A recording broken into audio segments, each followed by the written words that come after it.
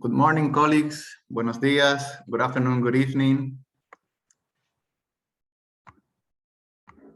I hope you can all see me. So thank you very much for being here. I'm here and welcome you. Thank you for joining this Alliances for Action webinar to support the ACP countries, in particular Caribbean countries, producing countries of coconuts. This is the first session of a series aiming for a technical knowledge transfer to the Caribbean region on value-added coconut products. As you all know, the topic of today is coconut sugar, coconut jelly / nata de coco. But of course, we will have many other webinars with other important products that will benefit the countries in the Caribbean.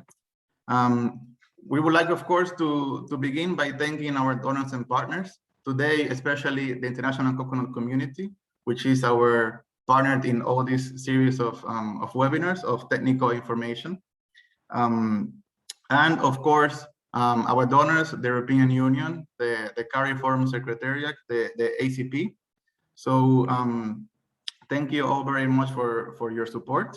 And of course, our regional partners from the Caribbean, CARDI, the Coconut Industry Board, ETF, and many other alliance partners. And definitely thank you very much to our speakers, especially coming from the Philippines, Thailand, and Indonesia, that are going to be sharing their expertise and their knowledge on these coconut products today. So, as I said at the beginning, this is the first webinar of a series that we're going to be launching with the international coconut community. The whole idea is to have this session today of 1 hour and a half, 2 hours, and then for the companies, farmers, and policymakers that are interested in following up on each topic, we will have a follow-up technical forum where they would we will be able to have more specific and targeted questions. So today, for the moderation, I would like to invite my colleague Vincent Johnson from Cogent, sorry, that is going to be helping us with the moderation of this webinar. So, good afternoon, Vincent. Thank you. Buenos días, estimados, estimadas. No hablo español, continuar en inglés. So I would like to briefly introduce myself, Vincent Johnson. I'm the coordinator of the International Coconut Genetic Resources Network, of which there are 39 member countries. Cogent is a program within the international coconut community. Before we start this training session, I would like to invite my colleague, the Executive Director of the International Coconut Community, based in Jakarta, Dr. Jelfina Alau, to say a few words about the ethos of the International Coconut Community and why we're here today. Over to you, Jelfina, and thank you. Thank you, Vincent. Good morning, all, and good evening to my colleague from the Philippines and Indonesia.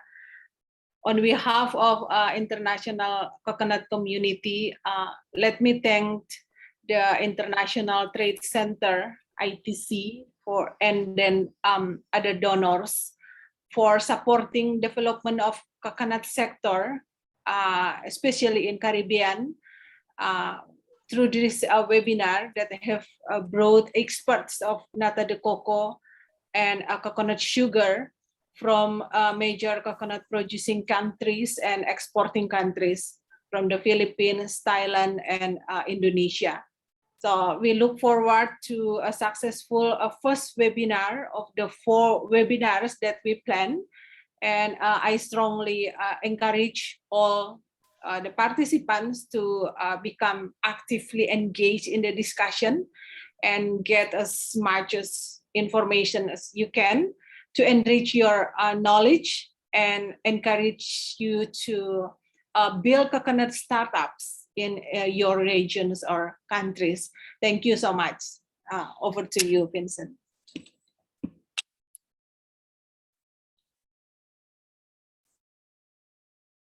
Unmute myself. So thank you, Jelfina, for that. Before we invite the first speaker, I'll briefly introduce the 3 speakers and remind you all that the 3 countries that are involved in this training are the Philippines, Indonesia, and Thailand. represent around 60% of total global coconut production. And so they're very well versed in small startups. And I hope that they can help you find ways of developing your livelihoods to improve the situation in your own businesses, in your own countries. I would also like to briefly remind you that if you do have questions, please type them in the chat. And before you type, at the start of the question, please refer to speaker 1, speaker 2, or speaker 3, so that we can then respond properly in the questions and answers session at the end. And try and keep your questions brief as well, please. There will be a feedback form at the end. So I would like to just briefly say who the speakers are. We have, first of all, Erlene Manchar, who is the Deputy Administrator Research for the Philippines Coconut Authority. Erlene is very well known to the industry and has been very experienced across the whole commodity chain. So we should learn a lot from her presentation. After her, we'll have Mrs. Sarapee Yuadyong, who has a food technology background, and she's the Managing Director of Chiwadi Products Company Limited, based in Thailand. Finally, we will hear from Jerry Wungkana, a younger researcher with also a background in food technology, who currently works at the Indonesian Palm Crops Research Institute. I think that's all you need to hear from me. I'm now going to hand over to Erlene Manchar, the Deputy Administrator of Research at the Philippines Coconut Authority. Thank you, Erlene, and thank you for participating. Thank you, our M. Vincent, our able moderator, and always there to support us. Of course, a safe and healthy day, everyone. I'll be presenting today. My slide, please. Okay. I am presenting today the product close to my heart because I was there when this industry was recognized in the Philippines. It started as a farm level technology in one of our Cogent's poverty reduction project in 2007. I must say that we have started the coconut soft sugar industry in the country. And when I started this, I put science in the coconut soft sugar processing to identify the theory behind the process. And the industry boomed as a popular non-traditional product in the health and wellness market, and the rest is history. Next slide. Speaking of history, I was further struck, inspired of Mahatma Gandhi's vision about coconut sugar, that this will solve the world's poverty and an antidote to misery, of which he added in his healthy diet, a prophecy for sustainability towards prosperity of the farming communities. So let me start with my presentation as outlined.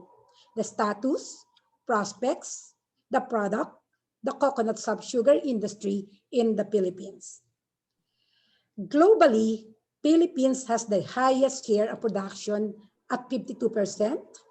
Next is Indonesia at 24%, Thailand at 30%.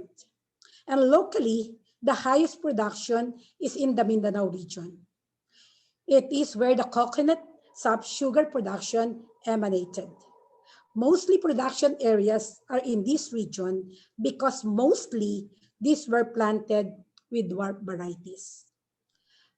Presented in the graph is the export performance of the coconut soft sugar from 2017 to the last quarter of 2020. The growth rate is unpredictable, which can be attributed to marketing issues such as promotion and competition among the exporting countries in terms of price and quality.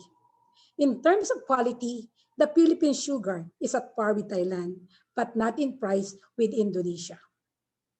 Despite the unstable trend of the coconut soft sugar production and marketing, the industry prospect is forecasted to increase due to its social, financial impacts, and nutritional value.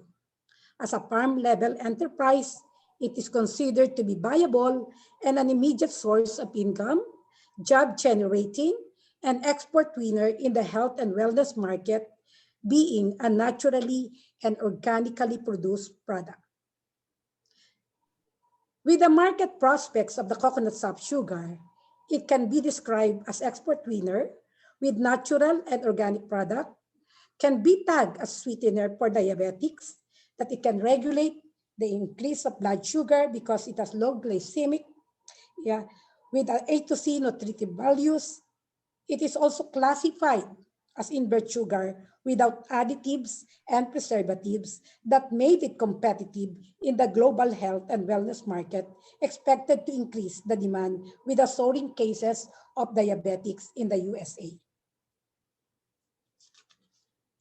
As a healthy sweetener, the glycemic indices, as presented here, for coconut sap sugar and syrup is between 30 to 35, of which, based on the nutritive values, any food product below 55 is considered low, and it can slow down the increase of blood sugar levels that can be consumed by diabetics and good for the health. In addition to its glycemic index, the coconut sap sugar has these elemental values as presented here in this graph.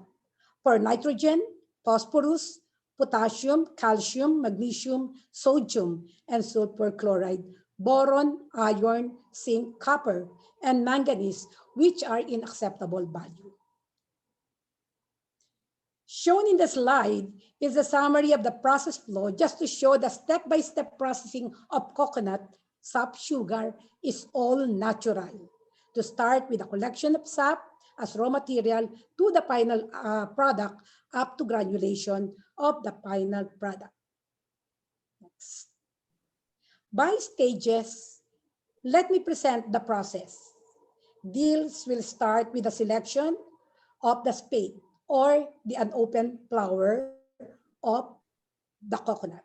It is the source of sap or toddy as the raw material for the production of the coconut sap sugar.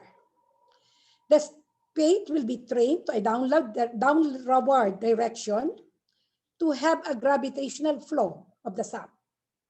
Then the sap collector, as you can see in the picture, or the toddy topper will clean the portion and slice it with sharp knife to allow the flow of the sap that will ooze out from the spade. The cut spade will then be inserted to a collection plastic cylinder and collect the liquid, ensuring clean sap should be collected. Next slide. In the collection of sap or toddy as raw materials, these are vital in the process. The sap or the toddy is the oyster white color liquid that will ooze out from the spade. One spade in the Philippine condition can produce 1 to 2 liters per day, depending on environmental factors. But there are varieties that can produce more. Sap for the sugar production is highly dependent on the pH. The pH can be determined using a pH meter, and ideally, the sap pH should be 6. The pH can also be determined by the color of the sap if you don't have the pH meter. Cloudy sap is acidic, as you can see on the left side, as compared to the one to the right side. The low pH sap is yellowish and color and good. That is good for the cocoa sap sugar production.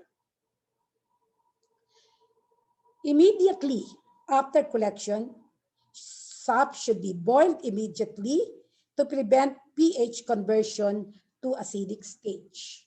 In our experience, within 15 minutes, it will become acidic without boiling. Acid-forming yeast will form that will cause the formation of the sap.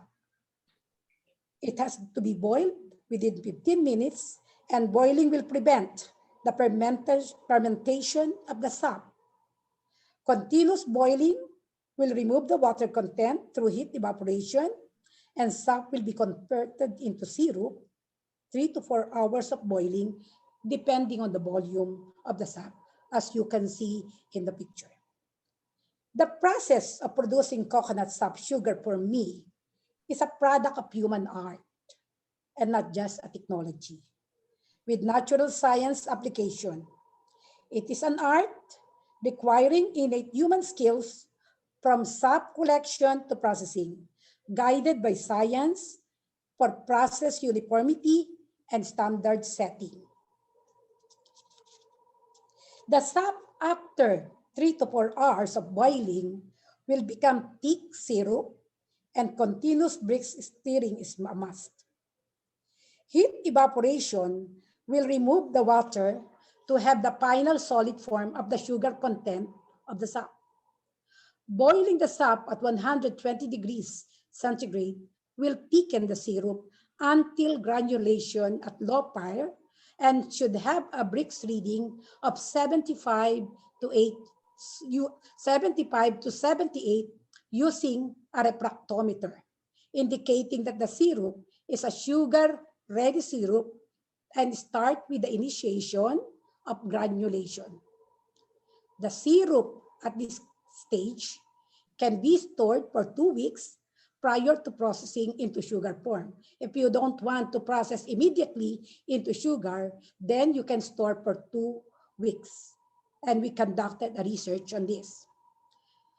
Next slide. Cocoa syrup sugar at the final stage of syrup conversion to solid form has to be immediately transferred to low fire, then direct cooling has to start. And that will start the granulation phase. At this stage, stirring is required to prevent lumping. Cooling ensues for granulation and drying in an oven for hygienic drying at 3% moisture content as required in the Philippine national standard. Next.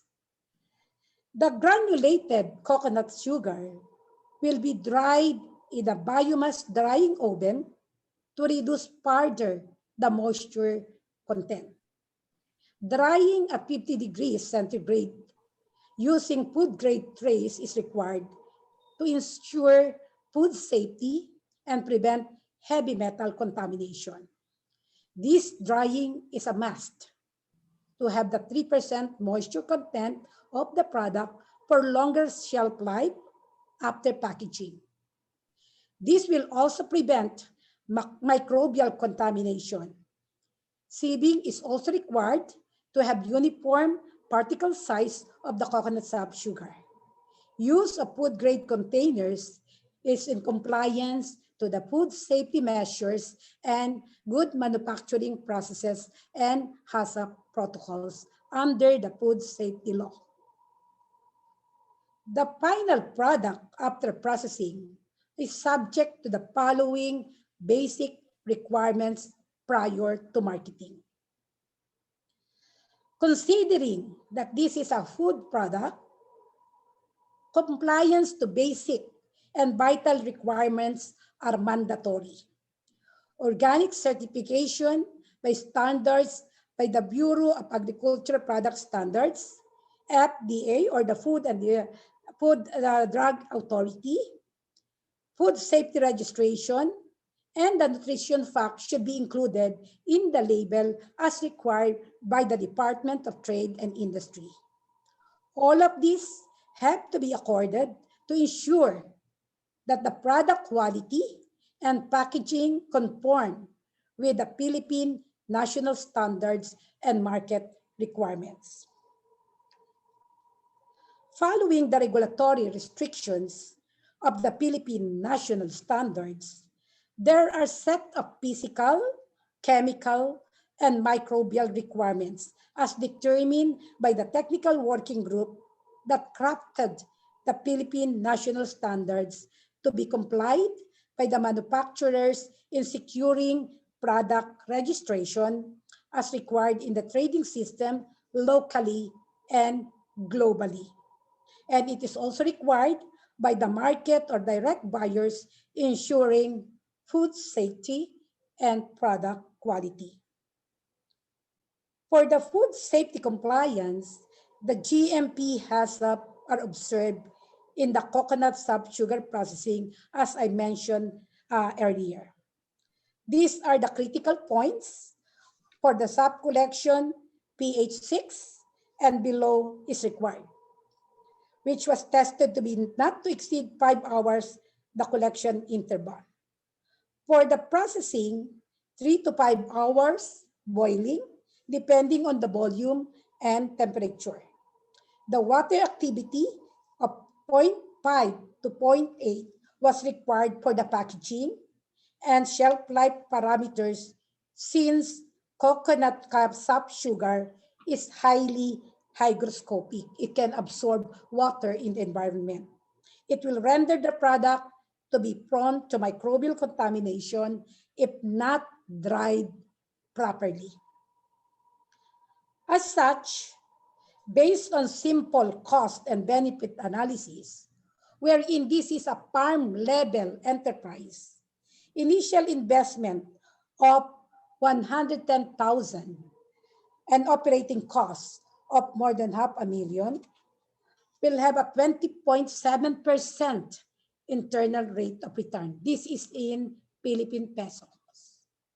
This is a lucrative rural-based enterprise, but the need to protect product quality for sustainability of this emerging industry.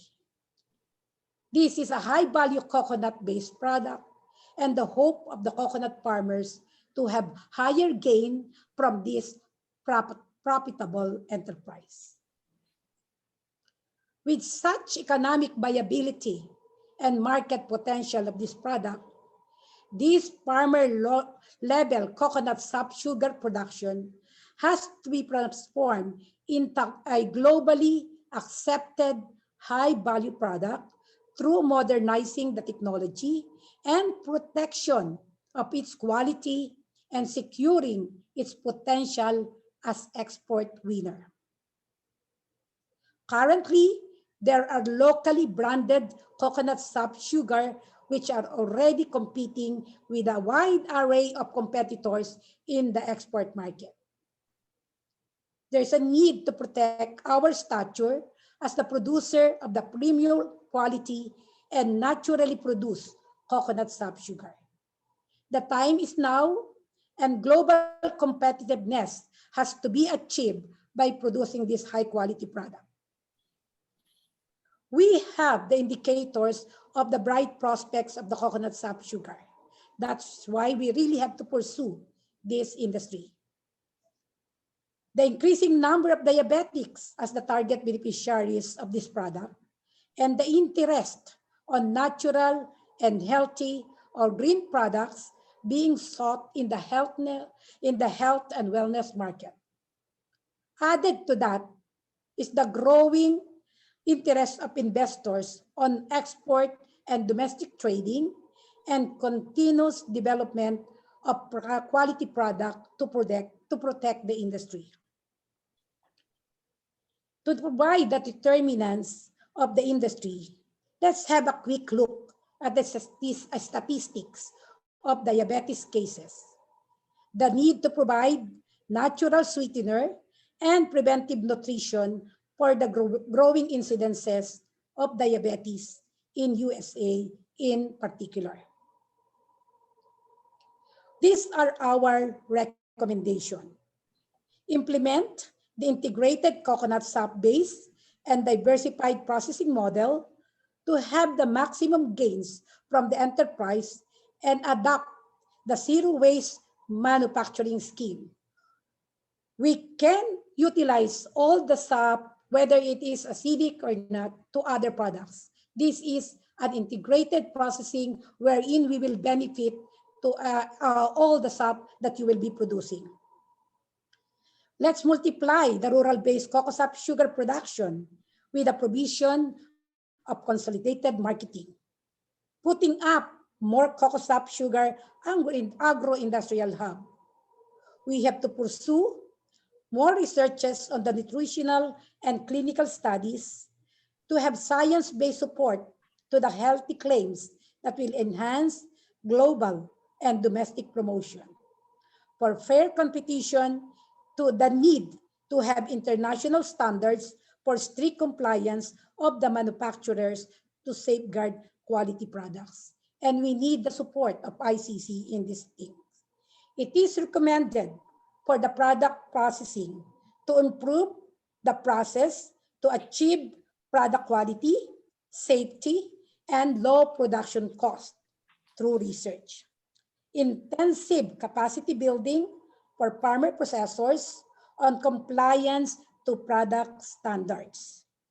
Mandatory adoption of good manufacturing process and HACCP for strict compliance to food safety law, and for the government to provide shared facilities for rural-based processing like the coconut sap sugar, and logistical support that will upgrade the level of the rural-based processors and be competitive. For improvement of the product, the hygienic practice should start from tapping to maintain the sap quality. Continuous R&D is a must, especially in the sap collection, to increase volume and maintain the pH for higher recovery of the product.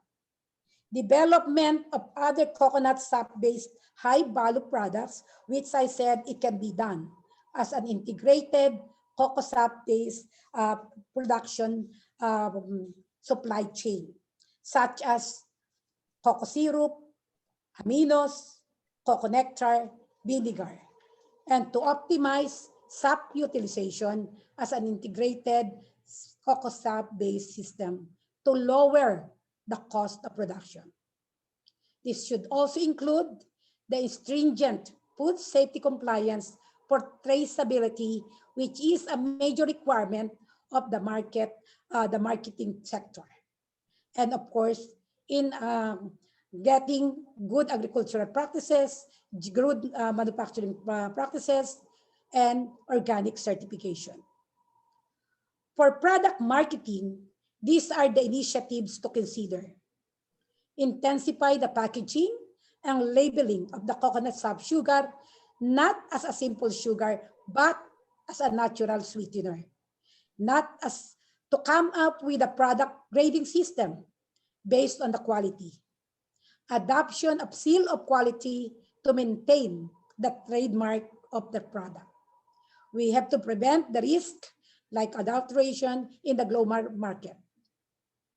And strict regulation and food safety compliance for protection of consumers' welfare and sustain the high quality of these export winner products.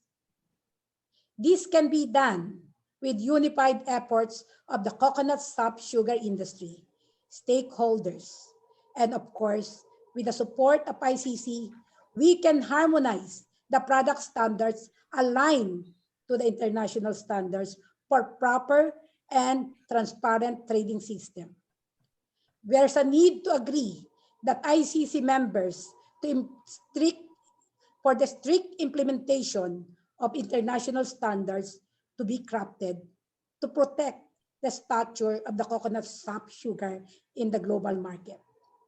Pursue the market positioning as alternative natural sweetener. Intensive medical researchers to back up product promotion as low GI sweetener that can regulate blood sugar increase. Consolidation of small-scale producers to ensure product quality compliance and the need to support the modernization and transformation of the industry with the goal of providing the higher share of this industry to the rural-based communities as envisioned by Mahatma Gandhi. So, ladies and gentlemen, thank you for listening and good evening. Erlene, thank you so much. Muchas gracias for that very informative presentation, and congratulations on sticking to time. I see there have been quite a lot of questions coming in that we can address at the end of the session, basically on things like food safety, the economics I would like to point out that normally 1 Filipino dollar is worth 20 cents, American cents. And we'll get some more information about the conversion rates and harmonizing the market standards, health and safety standards in due course. I do understand that ICC has been involved extensively in producing international standards. So now I would like to move on to our next speaker. Unless there are any, I mean, if there are really burning questions, we could probably manage them, but I don't see there's any of those in the chat. I would like to invite our second speaker, Mrs. Sarapee Yuadyong, the Managing Director of Chiwadi Products Company Limited from Thailand, to present her presentation. Over to you, Mrs. Sarapee Yuadyong.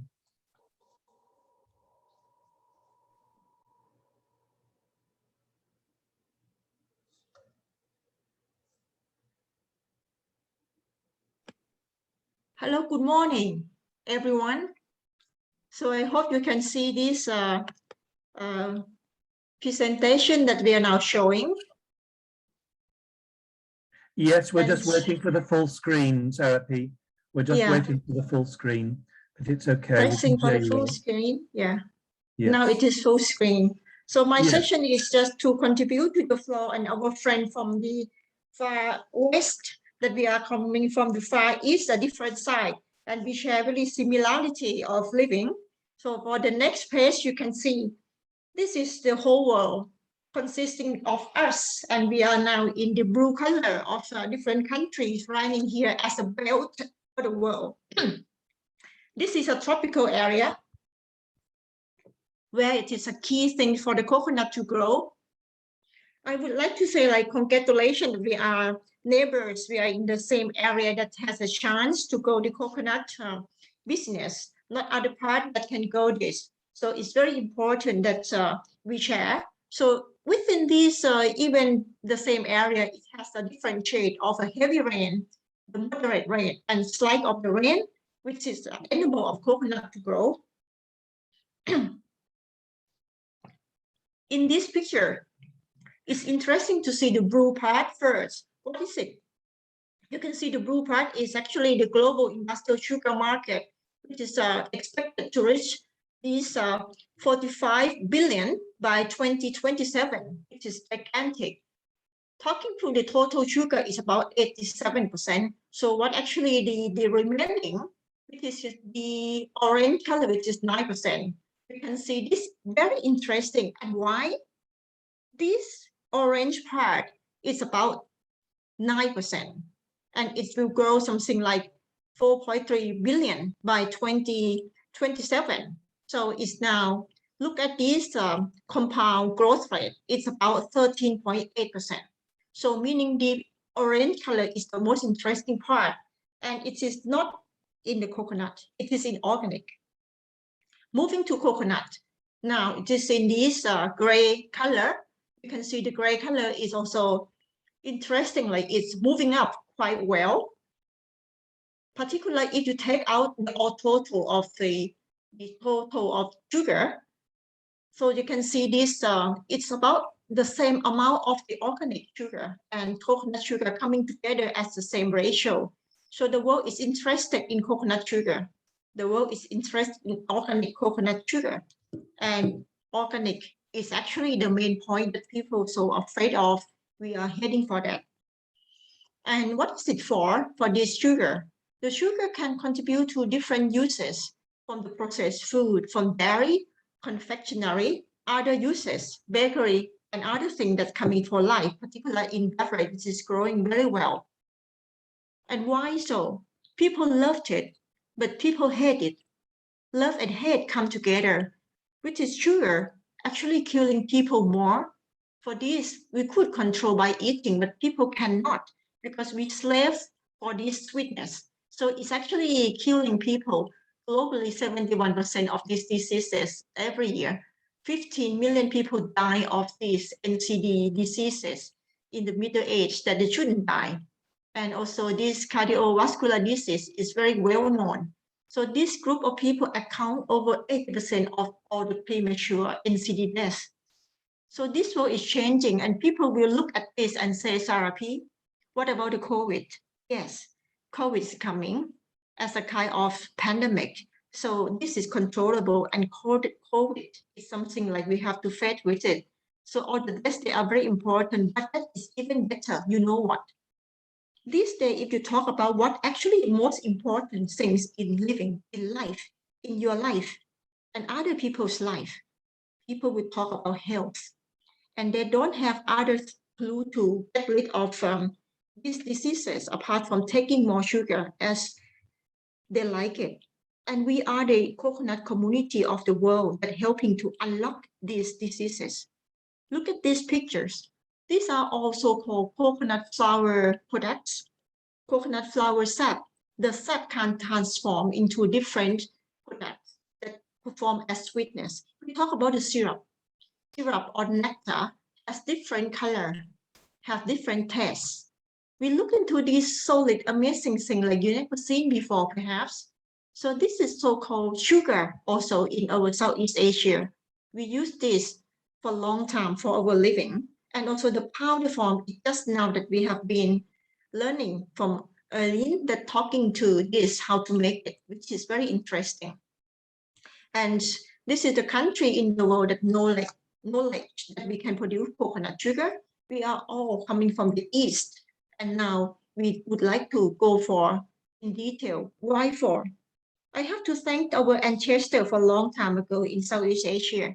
That's long ago people already understood how to use the tree of life to the maximum benefit. We have coconut sugar as our permanent cuisine. It's in our food. It's in our sweet. It's in our beverage. For a long time, over 100 years, that people already understand this. So we don't know. It's when we born, it's be with us. And I would say this is something like for small family, for small business, before industrial era can come in. So this play a major role of food, but in particular also the taste of Thai taste is coming from the coconut sugar. In here, we can understand we have been using this as a kind of local jewels for centuries, but in terms of industrial, it's not happening yet.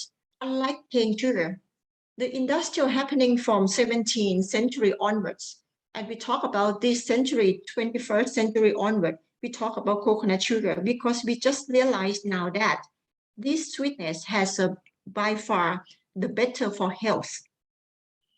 But however, people now learn over years that we talk about sugarcane is no good. And it's also good news for us that people stop or reducing taking sugar, they take less. And this is the research from Poland, saying like 75% of global consumer plan eating and drinking healthier after the COVID-19. So now 20.3%, they eat less sugar. And 50% of that, they reduce sugar intake from their diet because they don't want to kill themselves from this accident happening from taking sugar too much load. We know like the biggest market for this coconut sugar is actually in the US market. But now it's interesting to see this market needs coming up in Europe. In Europe also, look at the percent growth. It's super high, in particular France, where the cuisine is most sophisticated. It's growing 26.8% of food and drink market that using coconut sugar. And also the list is in the UK, but it will change. Everything will change. It's rapidly, the growth rate is even more than the America.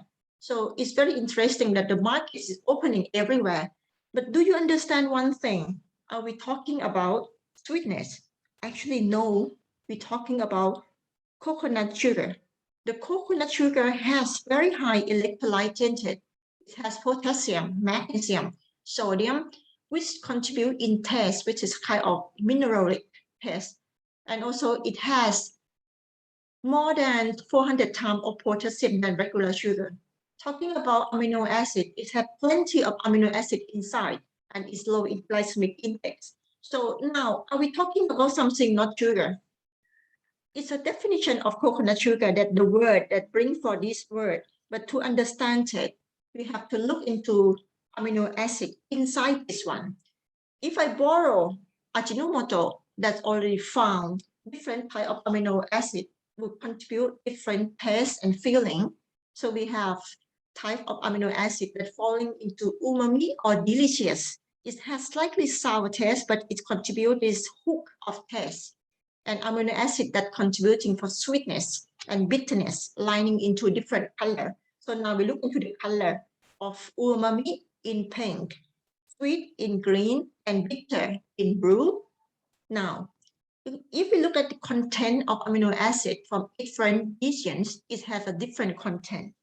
But actually, the content is not as important as the ratio that how you would feel the taste like. Look at the ratio of different amino acid that lining into here. They are all different. If I put Indonesia, it will be different. If I put Caribbean, it will be different. So this is a so-called signature. Every country has signature.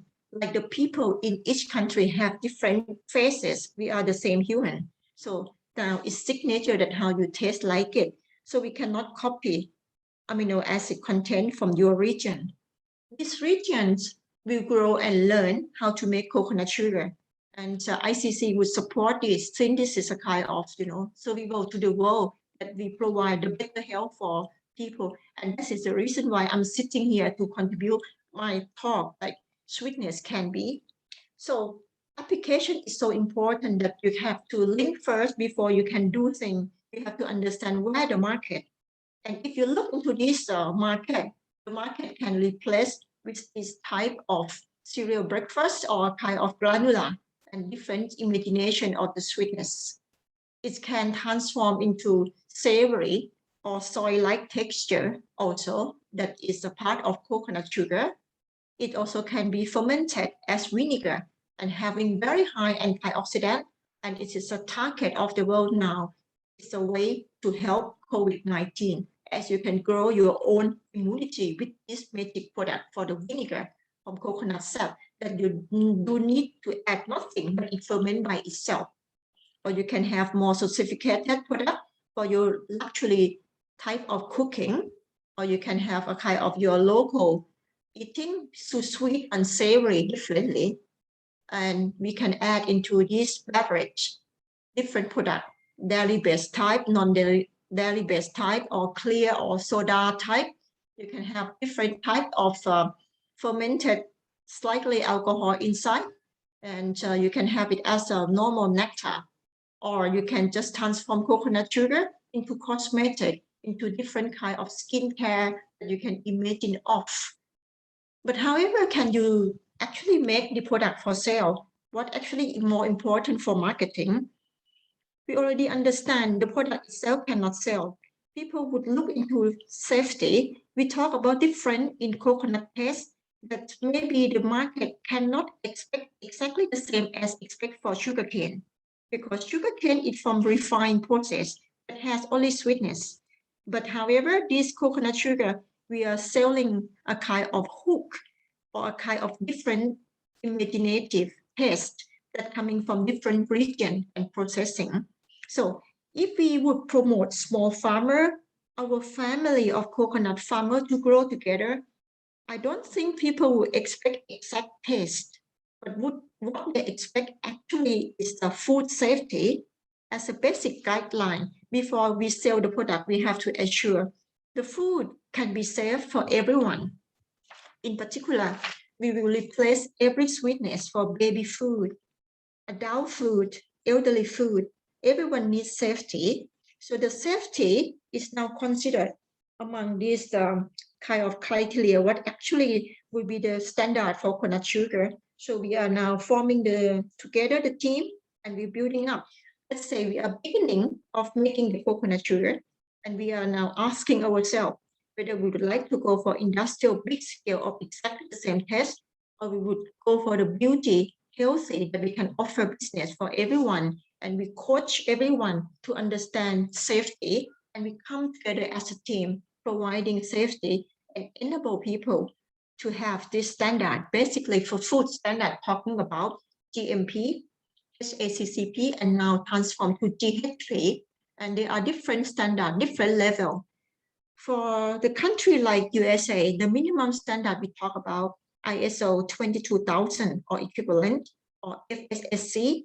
So there are more systems like DRC to go for. But we are so small farmer, we cannot just one day think about it. But we have to see like step up from our capability with the assistance for the government, and everyone around this association can build up this challenge for you to do the best. The session earlier than this talk about even the standard plate for the tray for food. So everything we have to look into safety, that we don't put any adulteration. And if we have that for export, is that enough to sell? Maybe not, because we talked earlier on the organic standard.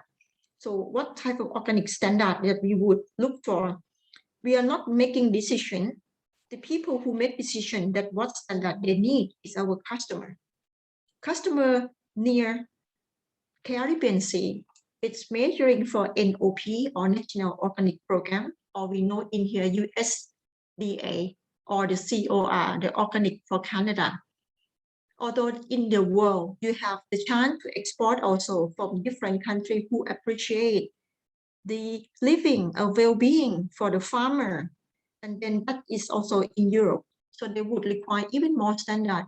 Talking about this organic standard is very hard enough to understand what actually it means, because you see the logo is beautiful. What actually in it for us? There are procedures that we have to follow. That's no pesticide, no chemical is used. And also we cannot do that ourselves. We cannot just raise hand and say like, hi customer, we are very free from chemical and we are organic. So I certify myself for that. So this one will not help. You can put your figures, your photo in your package, but it doesn't help to understand whether you have followed the global standard of controlling how do the crop is made. Also, the area that you cultivated will produce a certain amount of product, and you bring the product out from what day and move to next station. So the quantity is controlled from farm to factory and to the consumer in very tight control. So you have also this kind of guideline to follow. And to start thinking about making the coconut as a standard, you have to think at least 3 years ahead. As today you start and you have learned and make everything clean, and you need some assistance. You cannot do that yourself. So who would you look for your assistant? There are also many assistants, and also the reason first why you have to do that. Every organic, they have 4 principles for the world that they look for, and the growth is very high because it is the product about health. You want to bring good health, not for yourself, but for sustainability. The soil itself needs to be very fertile, and you need to understand the soil. It has to be living together with different kind of animal. Biodiversity has to be there, and also for last longing. Ecology has to change. We have to include every animal, small and big one, to live together. And we also have to ensure these people they have a good livelihood. People have to work in peace, and nobody is get hurt and get fair of everything. So organic is the mean for the global understanding that this is we take care of society. We take care of the world. 5 minutes left. Yeah. And then these are the people who can help you. You can get some familiarity of some logo because, for example, the Maya shirt is next to you. Some of you may have heard by our Greek shirt and also Control Union. These are companies that they are called themselves as certified body. The certified body, they are a kind of people who come to you and ensure to get the audit. You pass the audit and then you can get the certification. So please contact them that they also have a region around you to get this organic. But it doesn't seem like organic is enough. But you have further requirement, as always, add up for the value of the market. As you know, the America would like to have kosher, and there are different type of kosher. Of course, the food law is the first standard everyone has to comply. And we have other standards like being vegan or the trade, fair trade also, that's very interesting for marketing.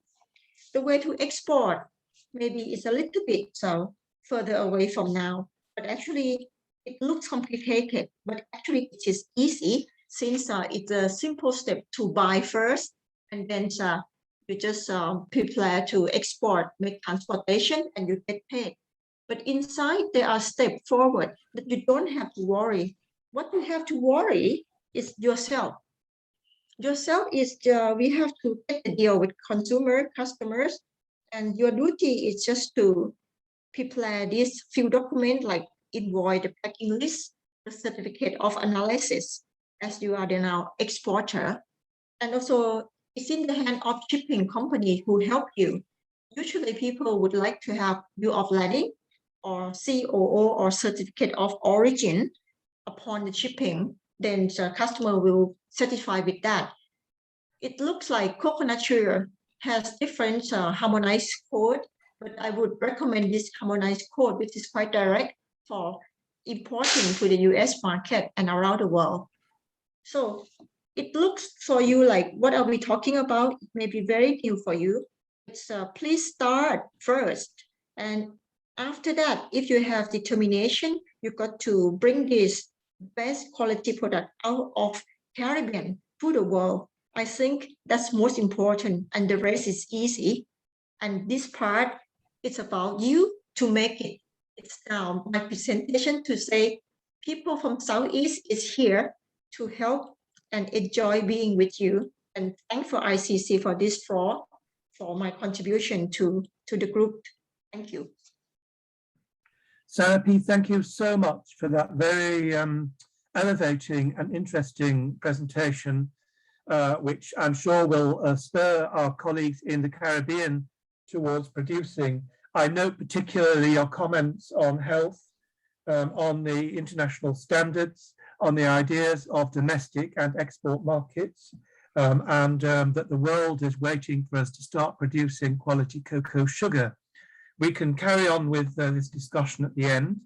For now, I would like to continue on to our third speaker from Indonesia this time. Jerry Wungkana, with a background in food technology, is going to take us through some of the process from the Indonesian Palm Crops Research Institute.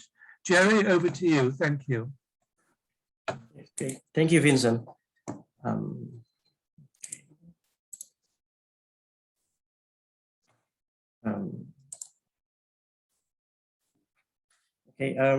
Can you see my slides?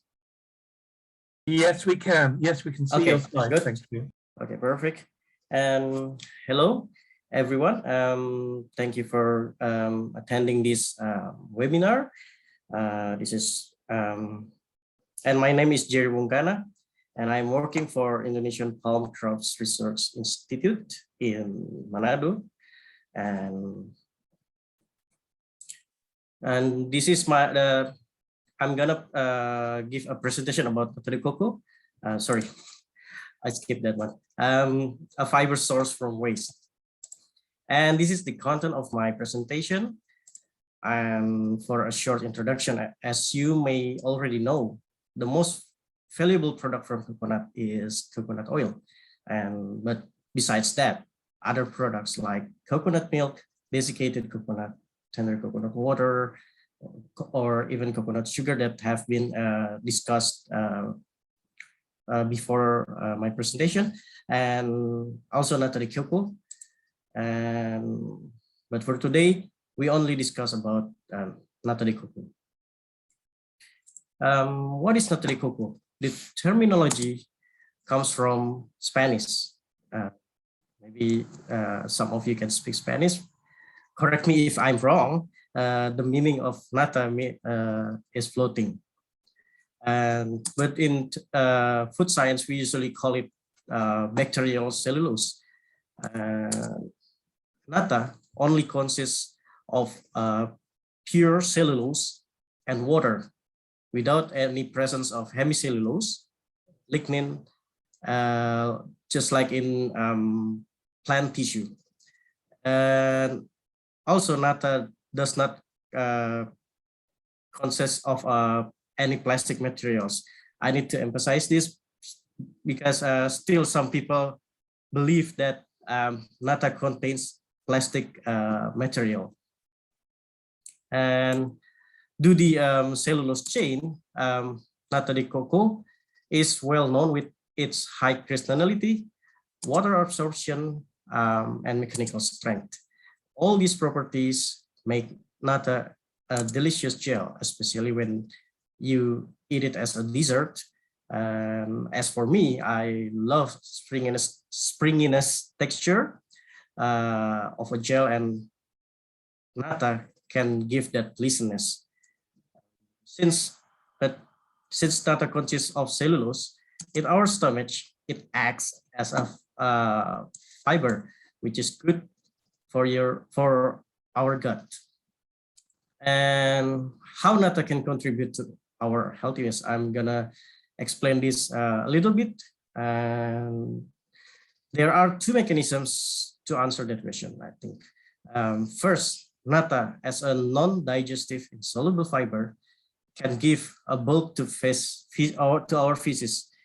For the second mechanism, because this cellulose cannot be digested by the in our intestine, so it will be fermented in our colon by the bacteria, and the result of the fermentation will be a compound that is called short chain fatty acids. Regarding this compound, there are abundant of studies recently about the importance of short chain fatty acids for our healthiness. But if you notice recently that there was a study doing by a researcher, I don't know, I forgot the place, but they mentioned about the relation between eating more fiber with the COVID-19 recovery. But for this, I don't say that eating Nata de coco is a solution for COVID-19. But there are studies that relates eating fiber with the COVID-19 disease. And in this part, I'm gonna show you a traditional static method of Nata de coco production. First of all, we need to sterilize and filtrate our coconut water. Then we can start to prepare our culture starter, sugar, ammonium sulfate, and some acids. Then you can put your sugar, ammonium sulfate, and acid into the hot coconut water. And then while the mixture is still hot, pour the solution into a mold, cover it with a thin cloth, or I usually use used newspaper, and let it cool for a few hours, and then you can pour in the starter culture, because if it is too hot, the bacteria will die. Then let the bacteria do their job for about 7 to 10 days. Then we can start harvesting the Nata. Then we need first to remove the bottom layer of the Nata sheet. And I usually use a knife to remove the brownish layer, because it is unwanted. And then we can start to cut the sheet into cubical shape. Then before we sterilize it with hot and clean water for about 2 to 3 times. Then we get our nata de coco. And this is the basic recipe that I usually use to make nata de coco. It still works until now. Maybe you can, if you want to, if you are planning to make a startup on nata de coco, maybe you can try this recipe. Then you can modify the amount of the ingredients for optimization. And how can nata be produced? Nata de coco is a product of Acetobacter psyllium secretion. This bacteria is aerobic bacteria. It needs oxygen to grow. Besides that, it also needs other sources like carbon source, nitrogen source, and other nutrients. And the result of the its secretions is cellulose, which is called also as nata de coco. And these are some charts that can give information about the growth of nata. As the weight of nata becomes heavier by days, the nata itself can be a limiting factor for the growth. As you can see in our experiment, the increase of the weight is quite steep for the first 7 days, but after that it starts to slow down a little bit. If I extend the fermentation day, it will be like a plateau curve. And this is because the nata sheet has fully covered the surface, thus limiting the oxygen supply, as I mentioned before, because this bacteria is aerobic bacteria. And on the right screen, you can see the time pH scores of the nata growth. In this case, the optimum pH range of my nata de coco is around 3.6 and to 3.9. So pH is quite important if you want to make a good production. To make a good nata, you must pay some attention on several factors. First, the strain of the bacteria we use. Which strain do you use for your production? Remember, different strain can make different quality. The purity of the strain is also important. Low purity can result in a low quality of nata. The second factor is the fermentation condition. If you want to get more weight on your nata, you can play with the medium composition. Like, for example, you can maybe increase the sugar, because basically the this Acetobacter bacteria converting the glucose, the sugar, into cellulose. But you can also modify the pH into the up to the optimum range. And please keep in mind that you need to keep your equipments clean, because you play with bacteria, it means it's quite unstable. So always keep them clean. And on the left bottom screen, you can see a failed nata de coco. There are some holes and contamination on the surface. So for the right screen is the success nata de coco. You might be asking about the role of coconut water in nata de coco production. To answer that, you need to know the composition of the coconut water.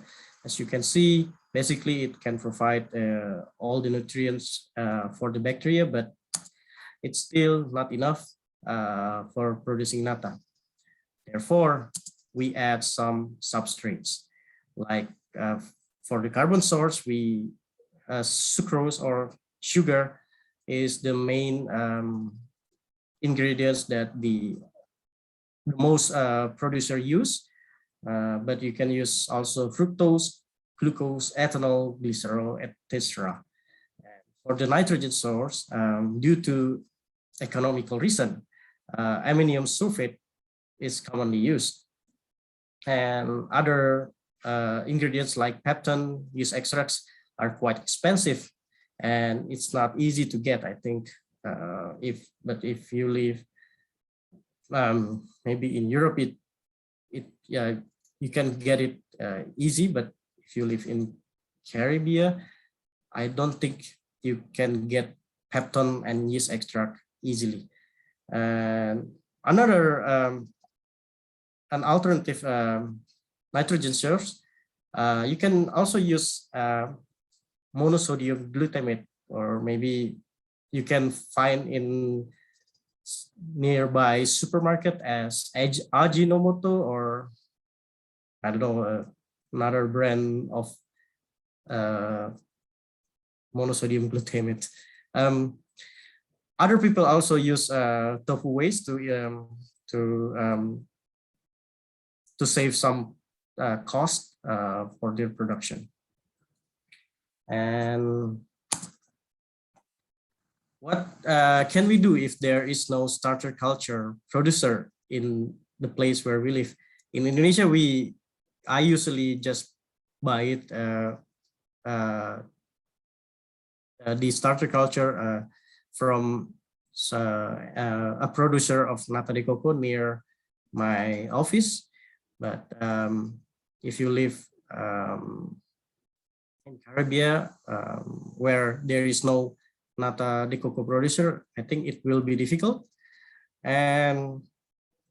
But basically, you can make your own starter using fully matured pineapple peel. Crush the peel and add some ingredients, then mix them and incubate the mixture in a sterile glass for about 2 to 3 weeks, and then you need to filtrate the mixture, and then you can get your Acetobacter starter. But this starter still has low purity. You need to repeat this process for several times until you get a pure starter. Yeah, indeed, it takes time to get a good starter. And this is the economic analysis of Nata de coco business. But keep in mind that this calculation is made based on Indonesian market. So maybe in other country, it can be different. So a colleague of mine who is a Nata producer gave me this analysis. Based on his analysis, if you know the payback period of Nata business is around 7 months, and the return of investment is around 63%. It means doing this business is still profitable. And this is the application of Nata de coco in some products like food, cosmetics, and drug delivery. You can read this later. In this slide, I'm gonna explain about the production chain in Indonesia. In Indonesia, there are 2 types of production chains of Nata de coco. First, it involves Nata producer, the one who only makes Nata sheet, and the second one is Nata refiner, the party who clean, cut, and package Nata to be a ready-to-serve product. In Indonesia, the Nata refiner are usually big companies like Wungkana and Kara. But there are also some companies who act as a producer plus a refiner, and they are mostly small to medium enterprises. And this is a success story of a Nata de coco producer plus a refiner in Manado. And the name of the company is Monic Nata de coco.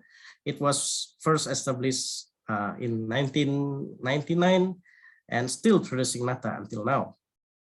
And they usually collect coconut water for free from a designated coconut company nearby their location. Besides Nata de coco, they also produce virgin coconut oil. So maybe this profile can inspire you it's great for those who want to open a business based on coconut product. And they have full-time workers and some part-timers, and their main buyer is catering companies, and they also sell some their products in some supermarket. What makes these companies still be profitable? Based on my observation, the sales depends a lot to our culture. We Manadonese love party, whether it is wedding party, anniversary, birthday, religious, Thanksgiving, even baptism. And it is our custom that we must provide a lot of foods, including desserts that contains nata de coco. That creates a huge demand for nata de coco. But as we all experiencing now, we are having COVID-19 pandemic, and therefore the huge demand now disappeared. And finally, for the final slide, for you who want to start a business or start up in making nata de coco, I'd like to give some advice. First, make sure you have a target market. Are your consumer familiar with eating nata de coco, or maybe gel food like mochi or something? If you know mochi, it's a Japanese food. And do you want to create a demand, or it's quite difficult? Yeah, for example, if you want to sell your nata de coco to Europe, I'm not sure that it will be a good idea, because consumer is in Europe is quite traditional. It's different with the Asian market. In Asian market, their preference is quite dynamic. Then you can do computer analysis after you set your target market, and also marketing strategies like setting the targeting consumer, pricing strategies, branding strategies. Do you want to sell it in supermarket or traditional market? And of course, if you want to export your nata de coco, you need to understand the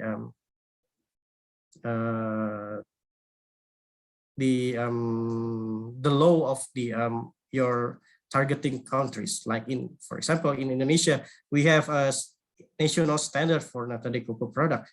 So you need to meet that standard first before you can sell your product in Indonesia. And those are from the economic aspect. And for the technical aspect, you need to provide a place, tools and equipment, of course, and make sure you have a abundant water source. Especially if you want to be a producer plus a refiner of nata de coco product, because if you want to refine your nata, you need to wash it for several times. It means it needs a lot of water. And also make sure your water quality is quite good. Of course, if you want to compete with other big brand of Nata de coco, you need to use the industrial grade water. And thank you very much. And for me, eat more fibers and be healthy. Jerry, thank you so much for that very illuminating presentation. We'll go into the questions and answers in a minute. I am going to suggest to everybody, I'll wrap up a little bit about what's been covered. And if William is okay, I would like to recommend a 5-minute natural break in a few minutes, because I certainly need to have a natural break. So I just want to go back to the 3 speakers.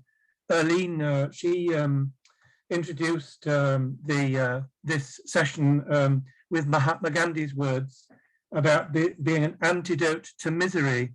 And of course, we all need a great gulps of antidotes against misery. And Sarapee, yes, and Sarapee talked about the health aspects, and then the diversification and organic sugar and so on. And finally, we heard from Jerry about Nata de coco and gut health and how we could get 63% return on investment. So I think those are all exciting things.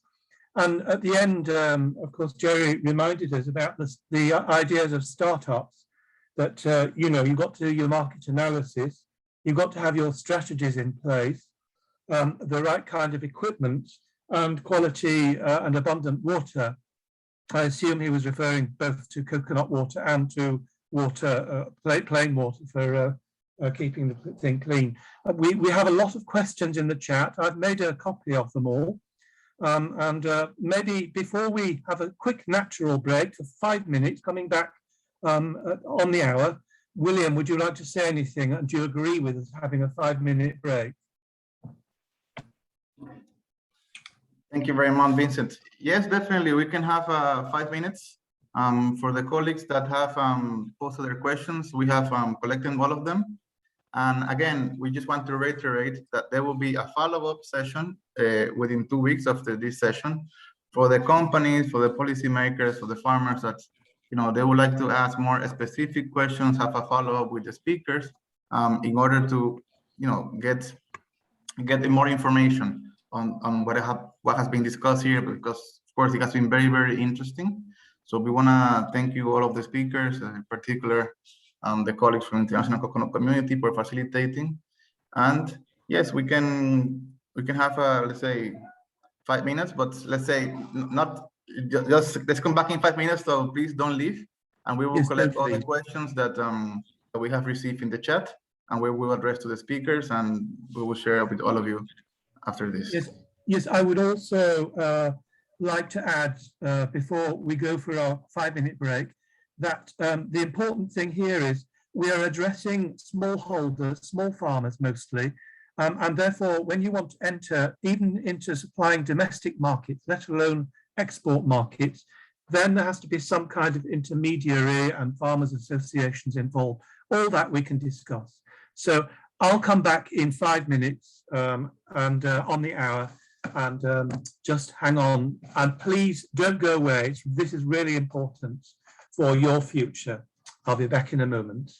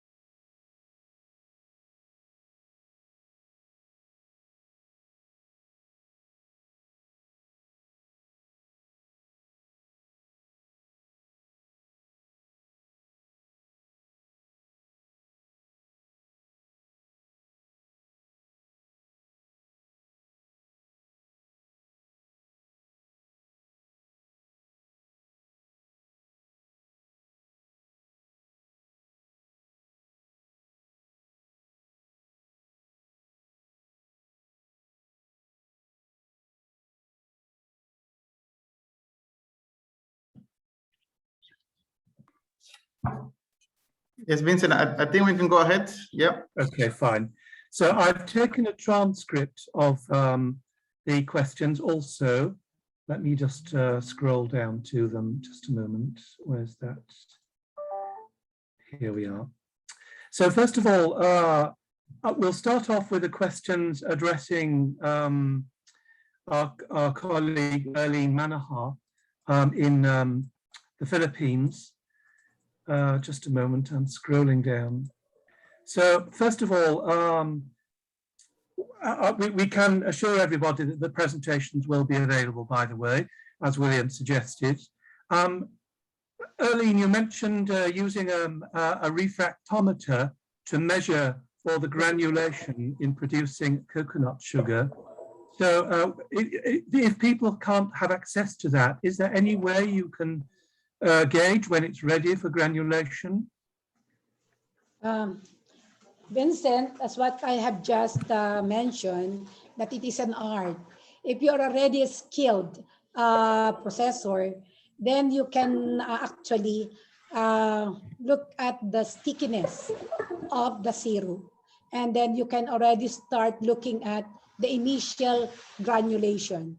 But considering that we will be looking at a good product, especially for high production, then we really need a refractometer to be exact on the time that you will be granulating it. But if it is just a rural base or it is not for commercial scale, then it can be done by training or building the capacity or the skills of our farmer.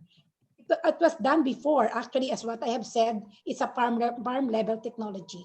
I just put science on it to determine what are the major parameters that we have to consider. But it can be done. And it was done already in the poverty reduction project. It's a farmer lady who started it all. But if you want a uniform and standard coconut sap sugar, quality sugar, then you need this instrument. Indeed. Well, I've seen us using refractometers in the field, and it's like a little kind of torch. And perhaps, you know, if growers, startups were linked to a farmers association, that might be a way to be able to use a piece of equipment like that if necessary. So, and then the next question is, what is the simplest oven for drying sap sugar? You mentioned taking the and how do you measure it down to 3%, the moisture content? Actually, in the Philippines, again, if you have that kind of moisture meter, then it will be helpful. But what we are only doing here is because of the national standards. So, but before, we are just looking at the texture, and it is already pill method, through pill method, we can already do that. But if you are planning to have a big business and you have to export, then you need a moisture meter to determine the 3% moisture as required by our standards. Okay. So let me just look at this chat again. The third one, what's the conversion ratio of sap to sugar? Yeah, that's a good question, which I really intentionally did that so that they will ask. 8 liters of sap is equivalent to 1 kilo of sugar. But again, it depends. I did not include because it depends on your variety. If your variety of coconut is what we have in the Philippines, then you will be getting that conversion. In the case of aromatic coconut, we got 7 liters is to 1 kilo of sugar. Yes. Okay, that sounds good. On the variety. Yeah, depends on the variety. Could you recommend any particular varieties? Based on our assessment, the best variety that we have right now is the Equatorial Green Dwarf with a high volume and of course a better sugar content. But in all the varieties, what we got with higher sugar content is aromatic. Yes. Okay, thank you. Just to point out to everybody, Erlene, you put up some startup costs of like 110,000 Filipino pesos. Yeah. And I just Yeah. wanted to point out that 1,000 pesos is around US $20. So Yeah, that I would made be a about, conversion here. I already made a conversion. Thank you. In dollars, then you will need at least an investment cost of 2,200 US dollars. Yeah, okay. Yes, cost. And operating cost is $13,200, a total of 15,400 US dollar. Yeah, okay, thank you. Well, we can declare those in greater detail later. And then another question from Ronald Ravales was, what is the minimum land required for a startup as well? And how long planting from harvest to sap, from planting to harvesting of the sap? You mean from planting to? The first question is the three questions here. What is the minimum land required to have a profitable startup? Startup, you can start at 1 hectare, but if you want to become rich immediately, then you need at least 5 hectares. But one hectare, at 1 hectare, based on my computation, you will be able to produce 25 kilos per day at 1 How many days a hectare. year? 25 kilos, if you have, because you will be able, assuming like what we have, that you can produce 2 liters per 2 liters of sap per tree, and you have 100 trees, that is equivalent to 200 liters, right? 200 liters per hectare. 200 liters divided by 8 liters per kilo of sugar, that is 25 kilos per day. So 25 kilos times 30 days per month, you have 750 kilos per month per hectare. And you already have per year 9,000 kilos per hectare per year per hectare times $6, for example. Let's assume that you can sell at farm gate price of $6, then you have 54,000 per hectare per year, US dollar. Yes, it does sound very attractive proposition altogether. Yeah, it's very, very attractive comparing with mature coconut, because you don't have to wait 45 days, you don't have to wait 30 days. Once it's already flowering, daily, you are getting money. But in the Philippines, for example, how does it work with startups? Do individual small growers set up their own startup, or do they normally do it as part of a farmers group? Those successful groups are usually farmers group, because really have to consolidate, since the market, we have a niche market, because local utilization or domestic utilization is not attractive here in the Philippines, because diabetic cases is not as high as what they have in US. That's why the purpose of most manufacturer here is for export market. So we really have to work as a group. That is the reason why I mentioned in the ways forward consolidation of a small scale farmers, and we can have an institutional buyer. Yeah, okay. I'm going down the list of questions in the chat, and the next one is from Tessa Borland. Is there a particular maturity index to look for to ensure the correct pH of the sap for cocoa sugar? pH meter, they use a pH meter. No, but is there a maturity index to look for, you know, in terms of how long you should leave? Or maybe Tessa Boland can answer the question. What does she mean by a maturity index in the chat? Maturity of index of what? Is of it what? the Yes. of the flower? Yes. Maturity index? It should be already full but unopened, matured but not yet open. Right. Okay. So it should be mature but not open. Does that answer your question, Teresa? I think what she is asking is plant maturity. Yes, I was wondering that. Plant maturity, once it's flowering, you can already use that. Okay. Because we are after the flower. Yeah.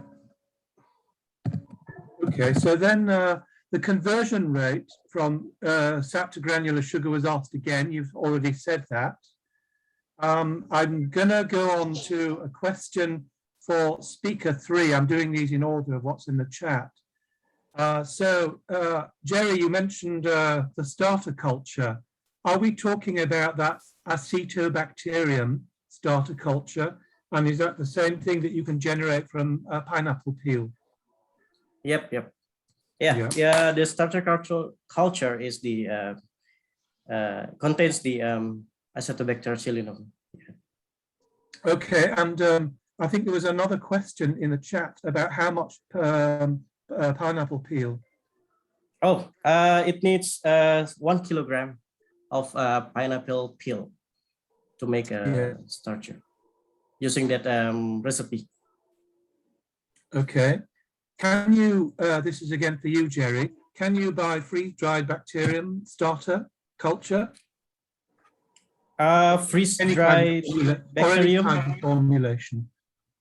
Sorry, can you repeat your question? Can you buy either, well, any kind of pre-prepared dried bacterium starter culture, whatever formulation? Okay. I'm not sure there is a freeze-dried bacteria because, but what I know is cold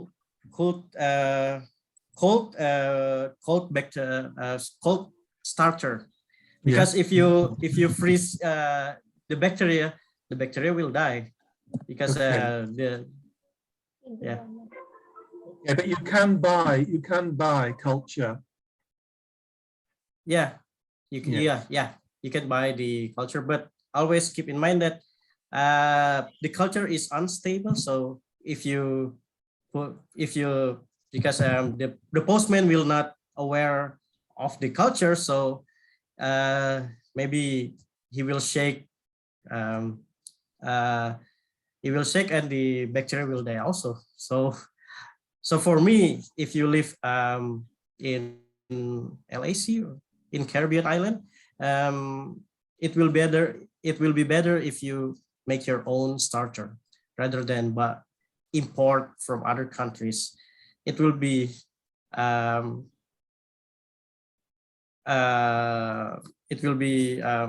not useful anymore. Your bacteria will die. Yes. Okay, I would like to actually ask William, the ITC, on behalf of his colleagues in Latin America, is there any kind of market?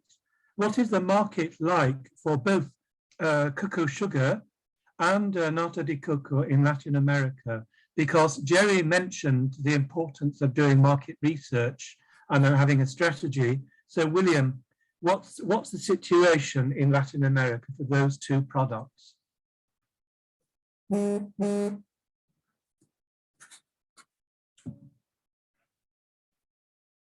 William, you're muted. I got a new message. Let me see. As William's not responding, let's take another question. The question's down at the bottom of the chat. What is the effect of, sorry, no, let's start from, is there any data in terms of how viable this enterprise is? What's the cost of production and returns on investment? We already have said that. Is this from Evans Ramelkoan, and it hasn't said which speaker you're talking about, whether it's coconut sugar or is it nata de coco, in terms of how viable is the enterprise? Evans Ramkalawan, which product are you talking about, please? You can maybe unmute yourself.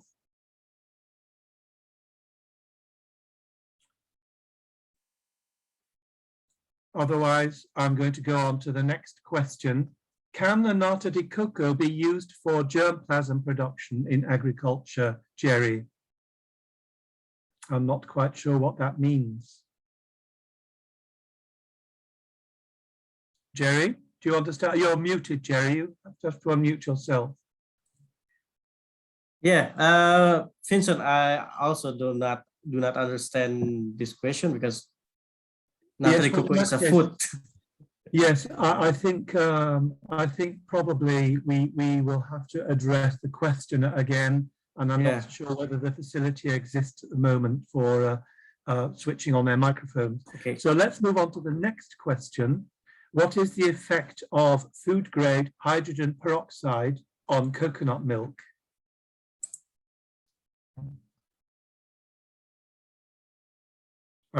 Maybe I can ask Erlene that. Erlene, would you know how bleach affects coconut milk? Hydrogen Hydrogen peroxide? peroxide, yes, that's common bleach.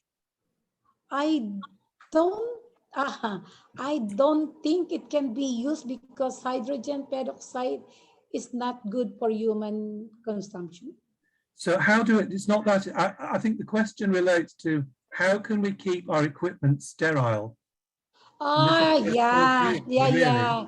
We Okay. use metabisulfite for what? Normally, when we clean and sterilize, yes, we use that, but it is only that acceptable 10% volume that we are using just to sterilize our container. Yes, maximum 10% dilution. At least and maximum, then not more than moving that it to sterile 10%, water. just to sterilize our containers. Yes. Okay, so there have been a couple of connection problems. So William's now back, and I would like to ask William again the same question.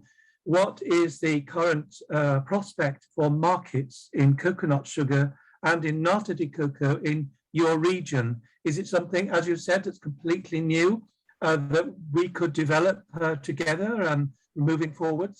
Over to you. Yes, thank you, Vincent. Apologies before I had some connection issues. So definitely we have seen a lot of interest in the region for coconut sugar, and mainly because of the reasons that were mentioned in the presentations. It's all about healthy, it's all about finding new ways. And as we know, in the Caribbean in particular, we have a lot of issues, let's say obesity, diabetes, high pressure. So definitely you have now consumers trying to look into healthier options. And of course, coconut sugar, there is always this, there is this idea that it's healthier, that also is, there's a general knowledge in the region that it is a healthier option. So now, we're going to be working with the different stakeholders in the region to advertise more about the benefits and also how to produce it in a way that is most efficient. But definitely there is a market that we have been hearing about. And also, of course, in the US, we are the Caribbean is very close to the US and Canada, that where this is also a product that have a lot of demand over there. So there are many producers in the Caribbean. Is some market research, some more serious market research, and also looking at the investment costs and the operating costs, as Erlene has pointed towards. So let me there's still some more questions coming in, and we have about 15 minutes left. So let me have a look. With a variety Brazilian green dwarf coconut and Malaysian yellow dwarf, can sugar be produced? This is for Erlene, perhaps. If Okay. so, in what time can the sap be harvested? Okay. Okay. Depending on the varieties, yes, the Brazilian, we have tried that. But in terms of volume and quality of the sap, we have not used Brazilian green dwarf here in the Philippines. But Malayan yellow dwarf has a good potential as far as the sap production is concerned and the sugar content. So Malayan yellow dwarf is a good variety for sugar production. Thank you. You did also mention the equatorial green dwarf as being your preferred variety. So I also wanted to, there's a question here, how do you know when to start extracting the sap? I think, yes, perhaps you could tell us that. The sap extraction, as what I have said, we have really to be careful because that is the critical stage of the sugar production. The sap should be collected every 5 hours. more than 5 hours, it will become acidic. That is the reason why there are countries, there are areas who are using a preservative or something to prevent the fermentation. But in the Philippines, we do really follow the collection of the sap every 5 hours. And we have also experimented on this, that in the evening, we have a very high production and a longer period that it will not become acidic, maybe because of the effect of the temperature. So evening and early morning, the best time to harvest. Yes. Okay, thank you. I would also like to bring in Sarapee regarding the standards. You mentioned about the particularly organic sugar standards, Sarapee, and you mentioned some of the bodies in Latin America. But I think what probably the ITC group needs to know is, you know, how they can produce these two products to the locally required standards. How practical do you think it is, Sarapee?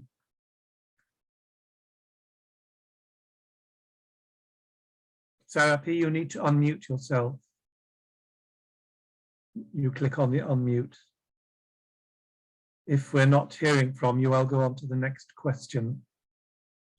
So maybe there's a question here from Karen Lewis. What are the useful ways to preserve coconut milk besides pasteurization? Again, probably better if I ask Erlene that question. We are now talking of cocoa milk or cocoa Yes, syrup? yes, it's a side question, really. As far as our country is concerned, we can always freeze the cocoa milk. Then pasteurization is another, but normally cooling, freezing it is the best option. Yes, yes, okay. We still have about 10 minutes.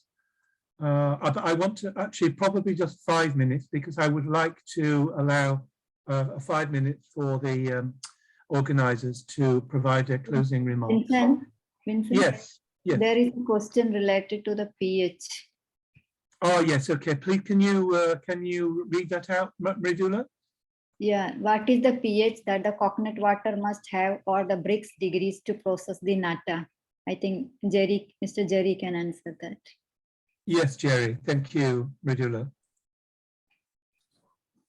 Okay. For the pH, based on my experience, the original pH of a mature coconut water is around 4 to 5. So when I add acetic acid, the pH will be lower, around 4. And for the Brix, in Nata de coco production, I usually don't measure the Brix because I don't think it will affect a lot, because I already use sugar, so I don't think that it will affect a lot for your production. So I don't have any standard for the Brix to make Nata de coco. Maybe I could just add a kind of addition onto that. Normally in these processes, sometimes we have buffering agents, which kind of keep the pH at a certain level. Do you use any kind of pH buffering agent in your processing? Buffering agent, okay. No, I don't use. Stabilize the pH if you need to. No. Yeah, because if you there's another way to make Nata de coco, because in my presentation I explained about the static method, but there's a way in producing Nata de coco using what we should call it, so the equipment can it's like a steer the nata, so the oxygen can so the can enter the bacteria can access the oxygen, and also they adjust the pH of the medium to keep stable at the optimum pH level. That's the point where they use a buffering agent, but it's still not practicable until now. Yes, okay. I think we've only got a bit of time left now, but I just wanted to say that there have been a couple of questions about the cost benefits, particularly, relevant to the Latin American region. And I think as a group, we can begin to put together that kind of information for you. But for now, I would like to just, first of all, wrap up and thank the three speakers for your excellent and very informative presentations. And we hope that you will be available to provide any kind of practical information at the farmer level as we go forwards. Maybe I'm going to invite, first of all, Jolfina to say, well, before I invite Jolfina, just to remind you about the three speakers. We had an overview from Erlene. We had some specifics on the market of cocoa sugar from Sarapee, and we had a specific presentation on Nata de cocoa production from Jerry. I would like to now go back to Jolfina just for a few closing remarks, and then William. Jolfina, over to you. Okay, thank you, Vincent. Thank you, Vincent. I just want to add some information related with the quality standard that I asked Vincent. For your information, that ICC held an international workshop to harmonize the national quality standard from our member countries to the international standard like ISO, and then what you call that, Codex. So we are still in the process of harmonizing the quality standard, and we do hope that this year we can release this international standard to help countries upgrade the product quality, and also to enhance the global acceptability, and to help also country access a new market, and protect the health of consumer, and of course meet the customers' expectations. So a big thanks to the eminent resource speakers for this morning, Mrs. Erlene, Mrs. Sarapee, and then Mr. Jerry Wungkana. Thank you so much for your valuable support, who have made this first phase of our webinar a great success. And thank you so much for International Trade Center for collaborating with ICC. We greatly appreciate your support, and yeah, and stay healthy for everyone, and stay safe. Thank you, Vincent.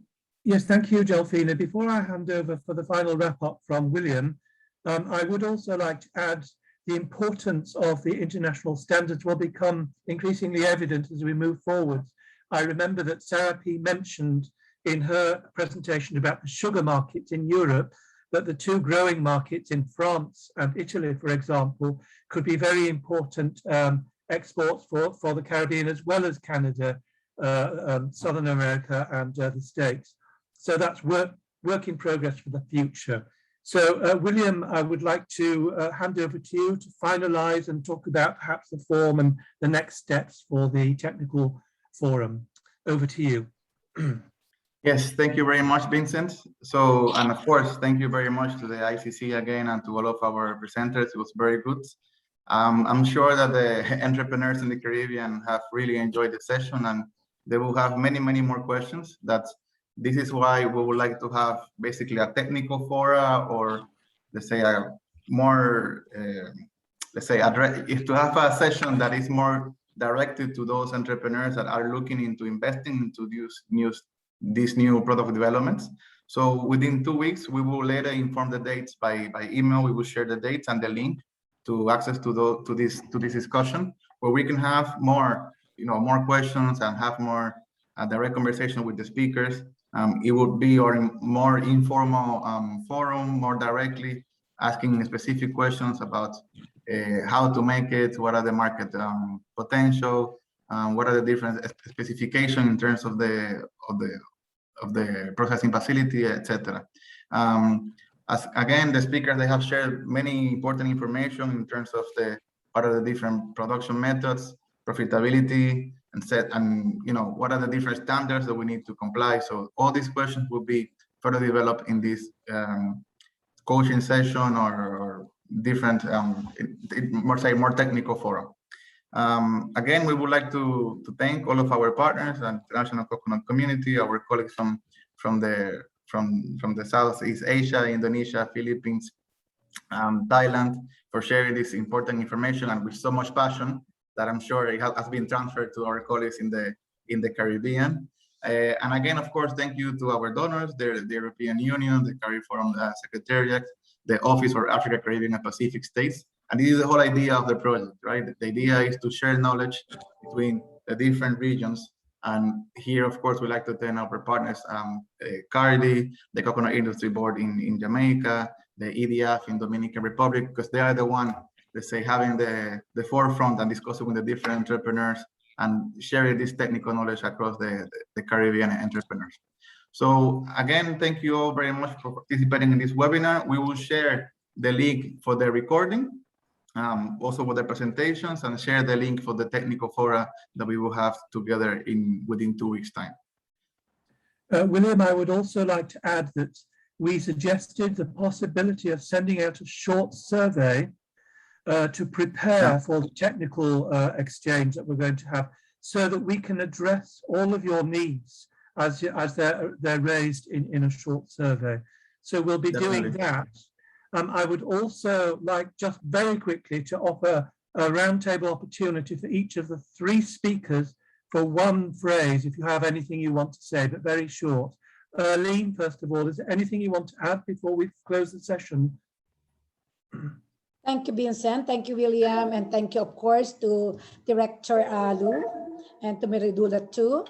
Actually, I would like to extend my thanks to all of you for inviting me and, of course, giving me the chance to share my knowledge.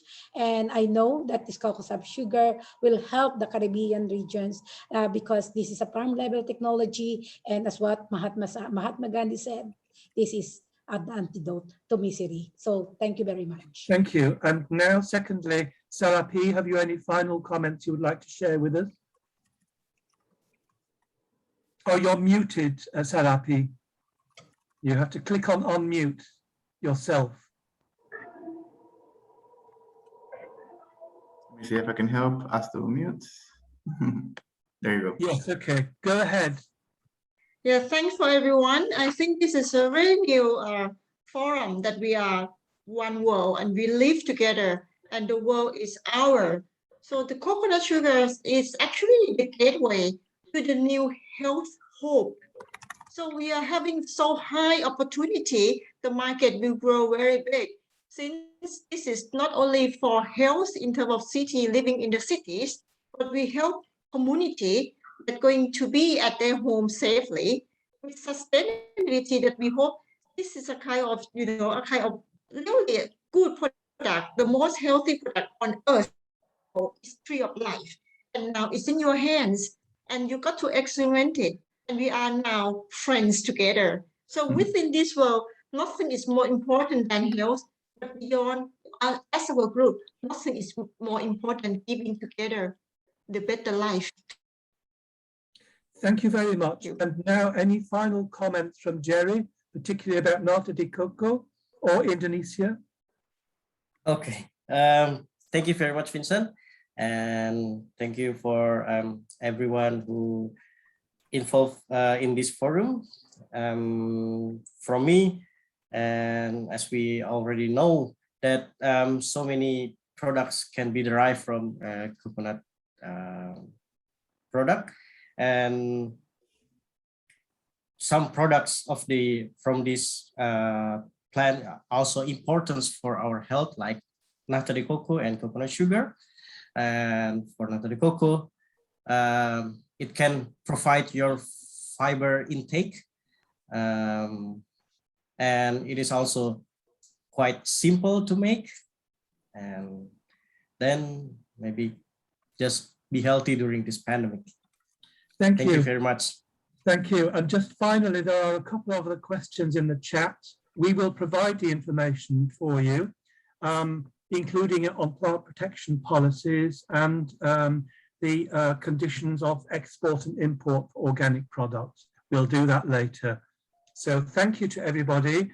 I see that William's very kindly put up the feedback form now, so you can respond to that in real time. Yeah, so everybody's answering. How do you respond to that? Single choice. Oh, I see. You just click on very satisfied, do you?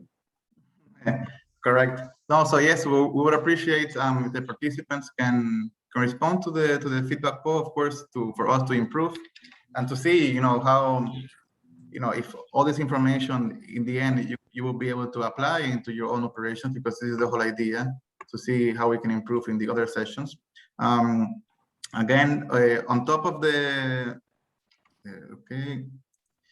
All right, so on top of this section, we will have other ones of coconut milk, coconut sugar, coconut peat. So a lot of interesting products that we have in Asia that we would like to share this knowledge with the Caribbean as well. So again, I think we have reached the end of the session. So we want to thank you all again and have a good day, good evening, good night to all of you. Yes, William, just quickly, how do we fill out the poll? So for the co-host, it's not possible. So I know you will say it's very satisfied. So it's only for the participants. No, that's okay. That's good. We would be interested to know, for our presentation's point of view, how successful and how it could be improved. Thank you, everybody, and enjoy the rest of your morning, afternoon, evening, or night. Thank you to those who are working very late. Excellent. Thank you very much. Really appreciate it. Yeah. Yes. Thank you, William. Bye-bye. Bye-bye. All the participants, thank you so much. Thank you, Director Alu. Yeah, thank you, Ms. Erlene. And thank you very much also to our interpreters that were helping us to translate to Spanish to our colleagues from Dominican Republic and Belize. So again, thank you all again to the interpreters. Okay, have a good day, everyone. Bye-bye.